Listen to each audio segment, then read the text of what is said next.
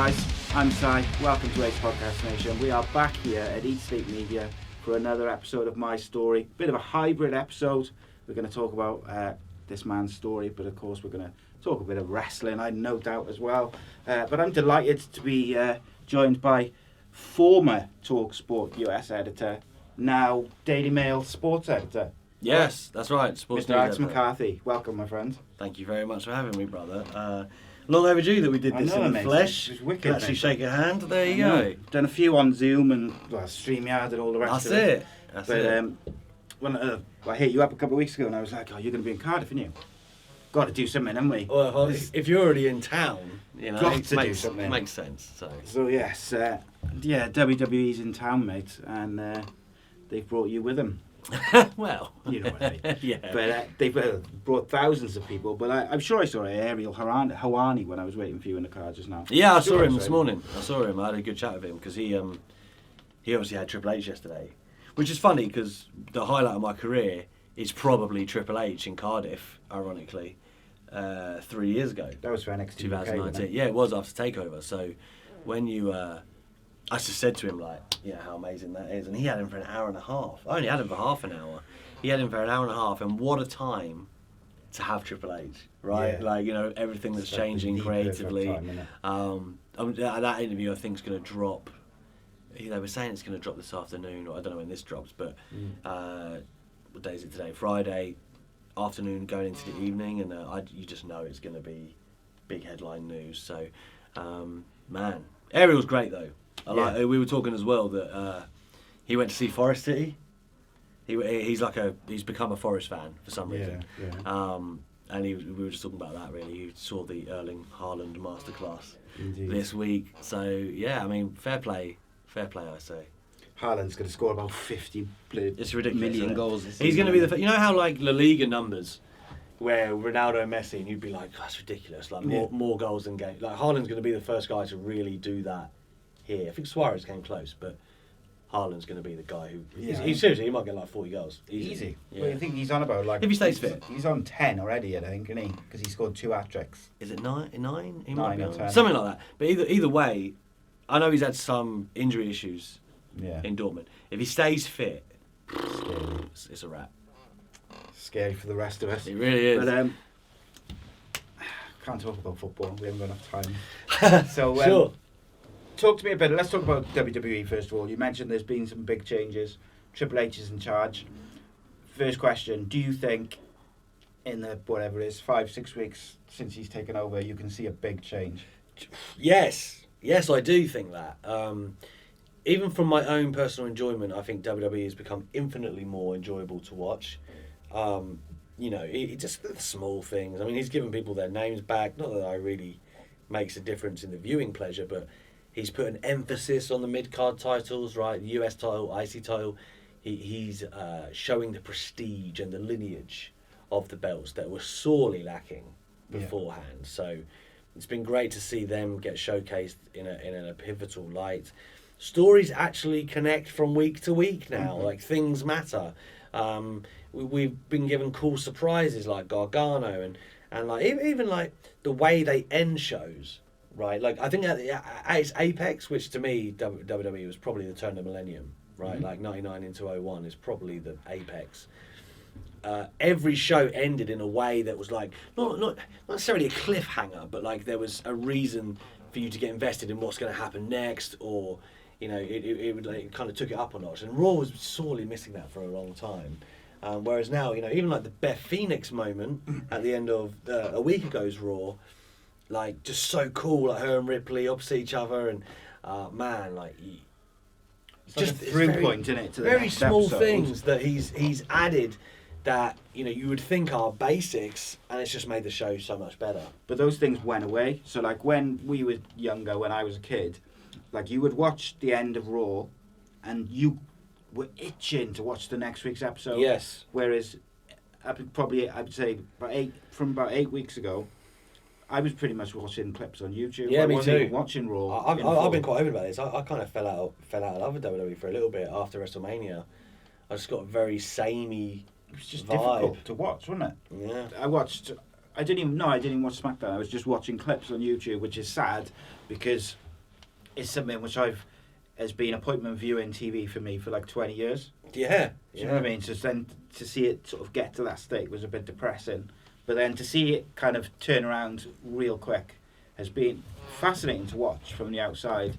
And like you can tell by the social media turn, you can tell by the the wrestling media, the journalism, the websites, the rest of it. Like there is a turn, and also it's weird that it's coincided with AEW having a few issues for the first time. Yeah. I think also as well, and you can see this by the numbers that he's gone out of his way to make Raw in particular a more wrestling show. Yeah. There is more wrestling on the show. The matches are given more time. I was speaking to Damian Priest today, not trying to name drop, and he was saying, like, wow, given 30 minutes to go with Edge in the main event in Toronto. Edge obviously has that pull, but that's still not the point. Like, would they have got that from Vince McMahon? Probably not. But Triple H, of course, that's what he built the NXT brand on, was good wrestling, and he saw the future of the business the same way AEW has. So. You still get the hallmarks of what WWE is, the larger than life, the characters. But I think if you mesh that with the style of wrestling that a lot of people have come to crave and expect in this day and age, it's a perfect marriage. And hopefully Triple H is the perfect guy to make that work. And I think the signs are there. Yeah, I think it is. Even the viewing figures have gone up, and they're going up each week. Which can't deny that. For how many years has it been going down each week? It's fascinating. It's really fascinating to watch the two companies kind of where they are now compared to where they were a year ago, and the general reactions and what people were talking about, feeling about them. Yeah, I mean, there's a real kind of juxtaposition between AEW and WWE anyway. Perpetually they're the same thing, right? Yeah. But they're very different. They're very different, right? So, ostensibly speaking, they are both wrestling companies, but WWE has always marketed itself as a global entity, like a global entertainment brand. But now Triple H is actually getting back to the roots of what it is, which is a wrestling company. It was so weird for so long that Vince McMahon was so adamantly against that, saying, don't say the word wrestler. Like, what the hell is that about? That's so stupid. And then, now that they're embracing that, I think there's a whole legion of fans that are now interested again, that had become kind of jaded with the WWE style. And I'll be the first to admit, I'd become a bit jaded, and that kind of hurts to say that for the same reasons that you said earlier. But now AEW, this land of paradise, as it was kind of thought of at one point, these backstage issues and the bloated roster, I guess it was bound to happen as the company is still. You remember the company's only 3 years old. Yeah. The infrastructure is ever changing and growing, and any company, not just AEW, any company like that grows exponentially, like AEW has, you're going to run into problems. Of course you are. And it's not to say that the ship is sinking or they're terminal problems, nothing like that, but. There was always going to be trying times for AEW when you're growing at the rate they are, at the level they operate. It's nature. Yeah, you can't do what they're doing and the speed they've done it and then not come into a few teething problems. It's not always going to be. It's not plain sailing. I think I see a lot of people saying, "Oh, it's because they brought in this guy and that guy." You can't tell me that if you've got a wrestling company and you're the second biggest wrestling company in the world, say that Bryan Danielson or Cesaro or all the rest of the people, you don't not get them. CM Punk, if they're available, you get them. And if WWE, I think now, if those people were available, Triple H would want them. Of course. Maybe bar CM Punk.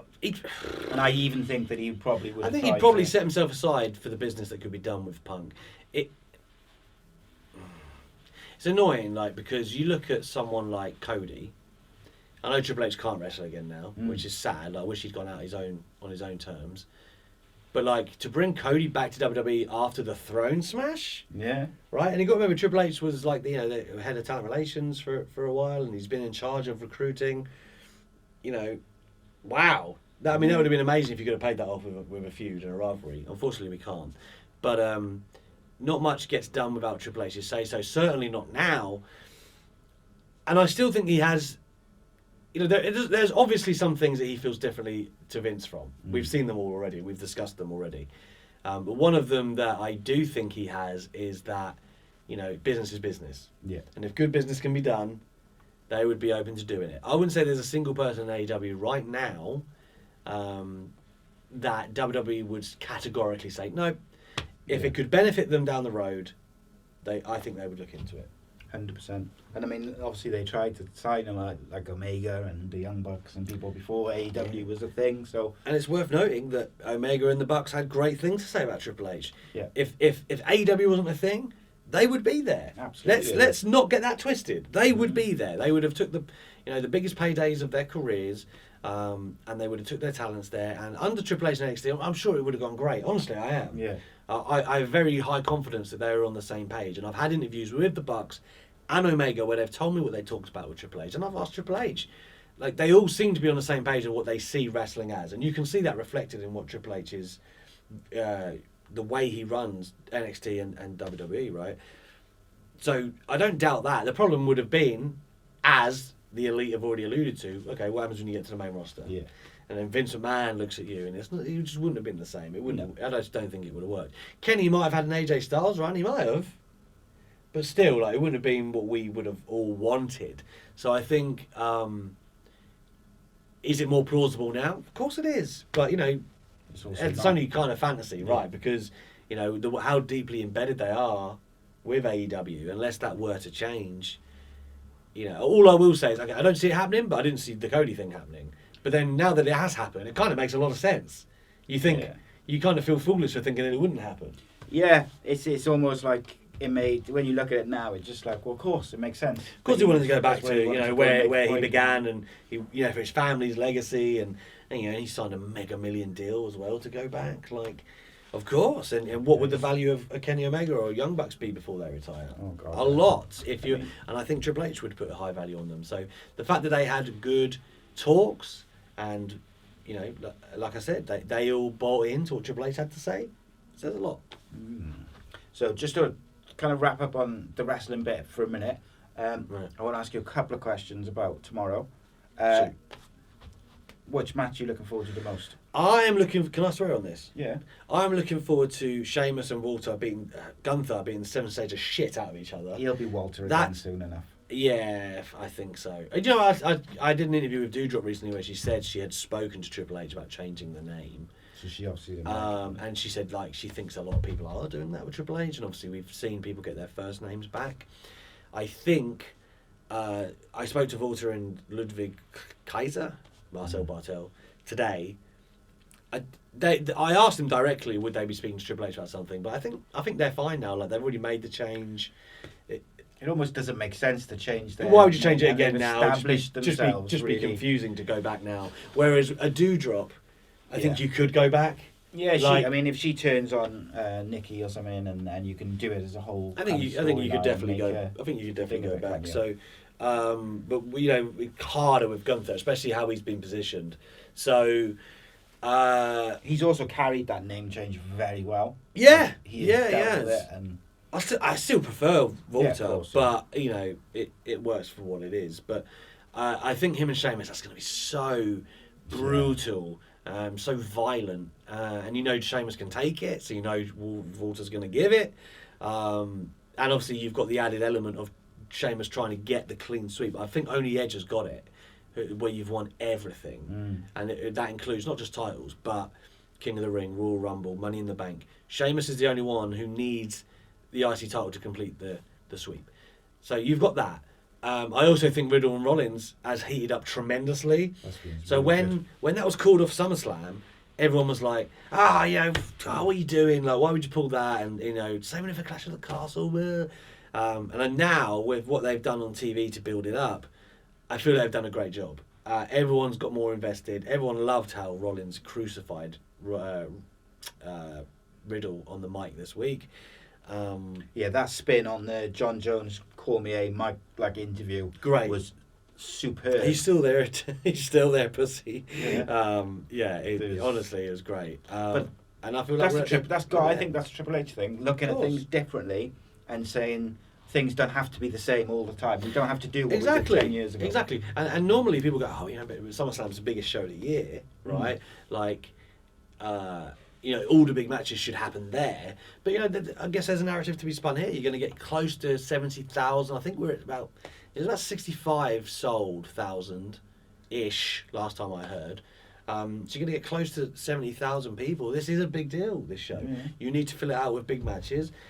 And I would much rather we're getting Rollins and Riddle for the first time with the heat that we've got than they'd already had a match and we're getting the rematch. Exactly that. And that was what I was worried about when they announced this show, is that it would be like those kind of B shows that we got back in the day. Was it Insurrection and Backlash? And they were good for what they were, but they weren't. You're never going to see a title change. Proper pay-per-views. They, like you say, title changes and things like that. The other thing which they did was the Riddle and Rollins fighting in the car park, and they released it on social media before the show. Yeah. What a way to promote your show without promoting your show.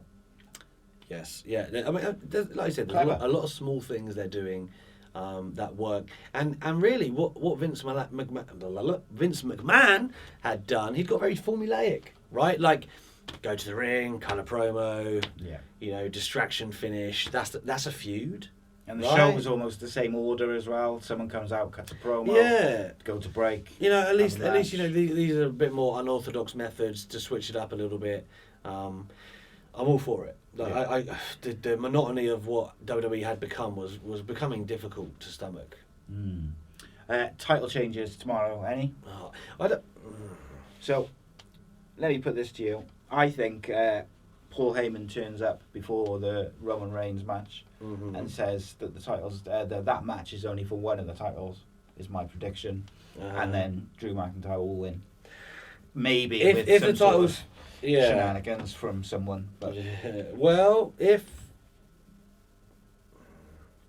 the titles can be split, right, and it's like, okay, all for one belt, I could buy a Drew victory.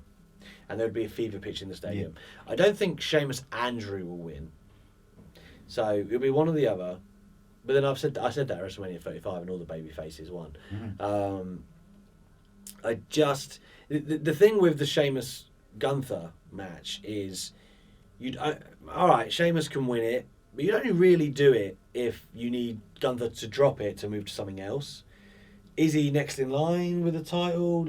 And basically, when he goes for the title, he's pretty much got to win it. So you're putting yourself in a bit of a position, I think, with Gunther, because his trajectory is probably going to supersede everyone else's in the brand. So you want to probably keep him as a dominant IC champ for a while yet, I would think. So I suspect he'll win, and I think Liv Morgan retains against Shayna. She needs a strong win as champion. Triple H likes Shayna, though, is my thought. Yeah, he does. She could be a real good heel champion. She could, but it's just, I don't know if the momentum's there. And maybe not the right time, but I think as a goal. I think if you're going to try and make Liv as champion, you've got to do it properly. She needs a win bad. Like the Ronda Rousey feud, I don't think any of us thought she was going to win clean, but she needed something better than what she got. Yes. You're trying to convince an audience that this is somebody who belongs in the top bracket, who, as a champion, you should have the propensity to beat anyone, basically. But really, she's kind of like Rey Mysterio-esque in his first title run, skating by. Yeah. It's not ideal, especially for a first-time champion. You want them to feel like they belong. Hangman Adam Page was done majestically in AEW. Bryan Danielson out of the gate beats him. Right, goes the distance, then beats him. Has a great match with Lance Archer and a few others. He was established as someone who could beat the top players around him. Danielson was unbeaten before Page got to him. Right, this is how you establish people. But they're so concerned with the value of Ronda Rousey that you can't possibly have someone go over her. Putting yourself into corners. You got to put your WWE hat on sometimes. And say, how if you don't want to beat someone, don't do the match. Precisely, but they do. Yeah, I mean, on that front, I see a lot of people saying that they think that Roman Reigns is going to lose and then Bray Wyatt's going to turn up in Cardiff. Ain't going to happen for me, because I don't think you can get him over here and no one sees him beforehand. I mean, they've got private jets. They probably could, but it's difficult for sure. Much more difficult than doing it in America or Canada or somewhere, I think, isn't it? Yeah, it is. But My only I think Tyson benefit- Fury sitting at ringside is more prevalent than, Yes. than anything else. I think my thing with Bray Wyatt is if he was to turn up, my only hope is that he turns up to feud with Roman Reigns, but not over the title.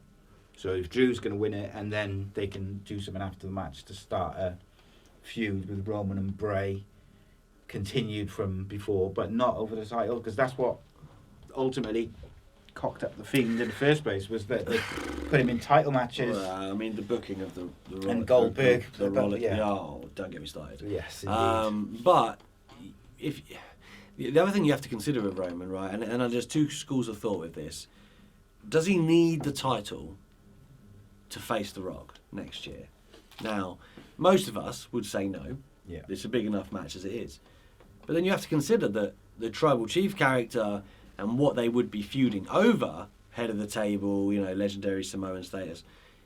Maybe you do need the title involved in that, right? Because it's kind of like all about who Roman Reigns is. Like, and that's what The Rock is going to come back and basically challenge the status quo that's become. I guess he kind of does need the belt, but again, there are ways you could do it without it, and if you do, particularly the without route. It doesn't need both the belts, is my No, point. it doesn't I need think both the belts. You can split one off. But again, it still makes Reigns look more powerful with. Yes, of course. Yeah.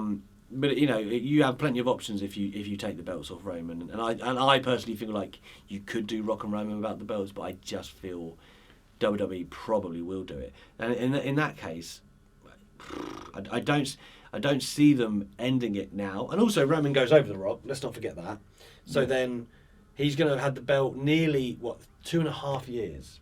Someone, whether it's a Riddle, a Gunter. My argument is when someone beats Reigns, exactly what you just said, they have to be made.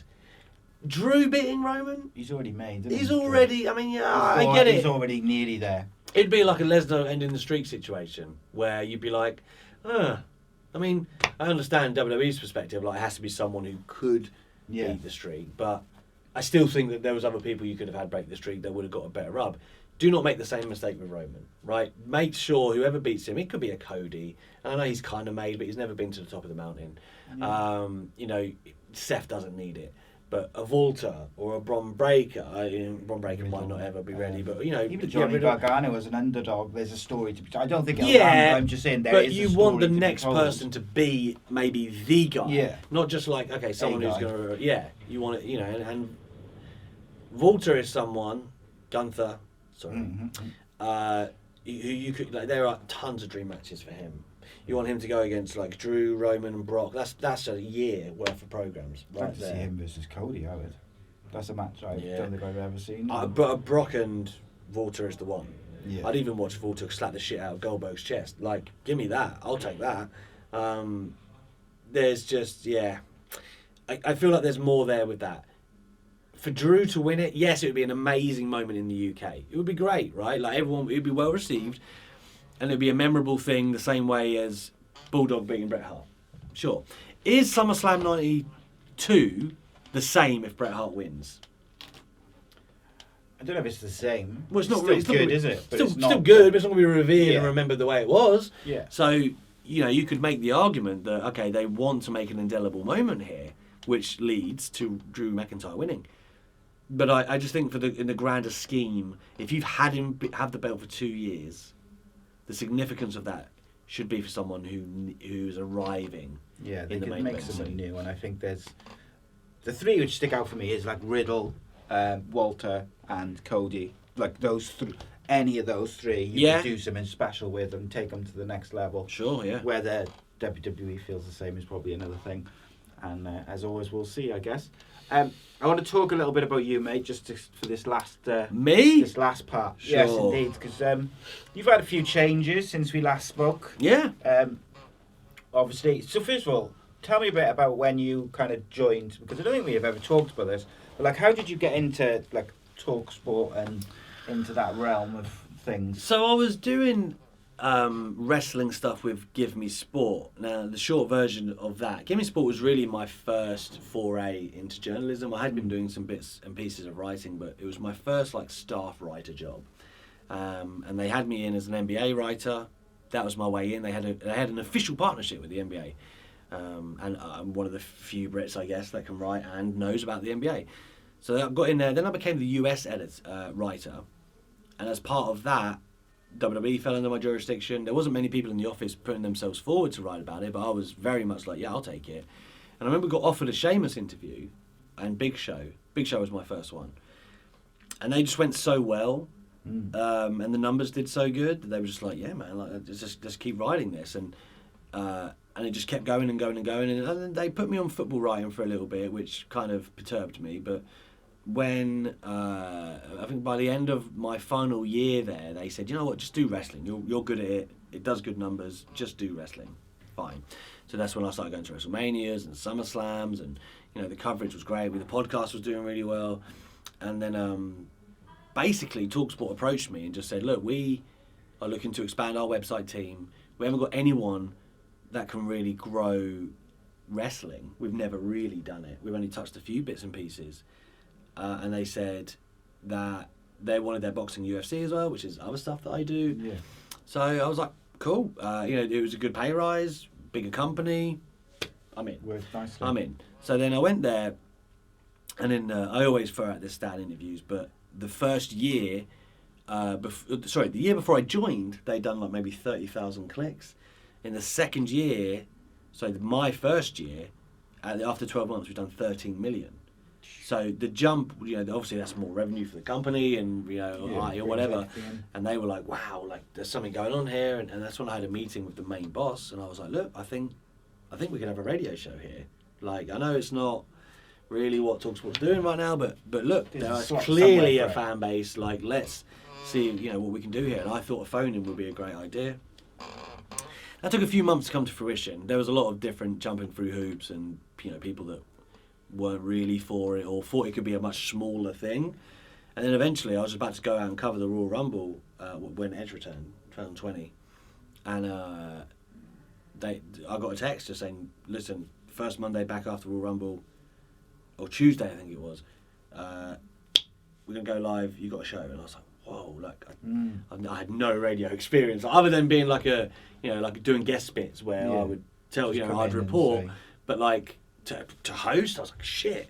So bit of a jump. Yeah, I mean, I wanted it, but I was just like, oh wow, now that I've got it, crap. Well, it sets in then, doesn't it? Yeah, like when you thought about it before, you're like, oh yeah, this is good. So I'd like to do that. That would be good. And then suddenly it's like, right, I better do it. Yeah. So I mean, it was great though. Like I loved it. The only thing that I would ever really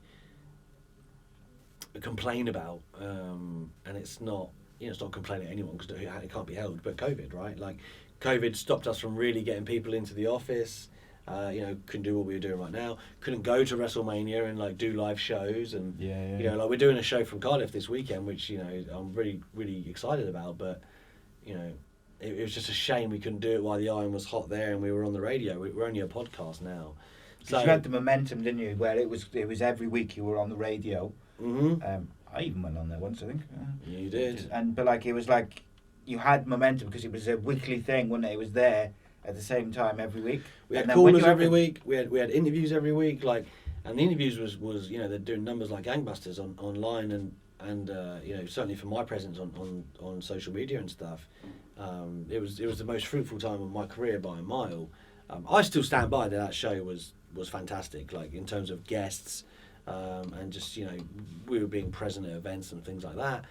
I feel like we had a great mixture in today's climate, but eventually I think about a year before my departure in TalkSport, they said, you know what, we're going to change TalkSport to.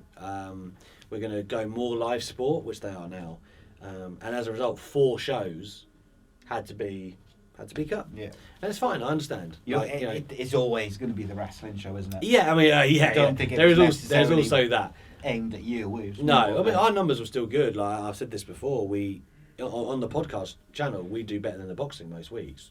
Yeah. So it's not like a numbers thing, but the direction had changed. And like out of the shows that got cut, we were one of the only ones they kept as a podcast. So it could have been worse, I guess, but I was gutted with that. And then the original boss that I'd come to work for kind of moved upstairs, and the new editor wasn't so keen on wrestling. He didn't want to, you have to, like anything, you have to be consistent, X amount of stories a day, and, keep it rolling and interviews, and he just didn't want to dedicate the time to it. So all of a sudden, my role was kind of not marginalised. They just moved me to boxing and UFC. They were like, we'd rather you focus on this, going to cover live events. And, I had some great times. Joshua Usyk ringside, Fury White covering at Wembley. And I enjoy all of that. I really do. Yeah. But I did think to myself, this wasn't exactly what I was brought in for now. Like, things had changed. And like I said, I think before we came on camera, the money hadn't changed dramatically. And I've got a young family, and I was thought, maybe I need to look around. But when I was thinking about looking for other jobs, I was mainly thinking, maybe just to get an offer to take to TalkSport, and hopefully they'll bump you up, as the world works.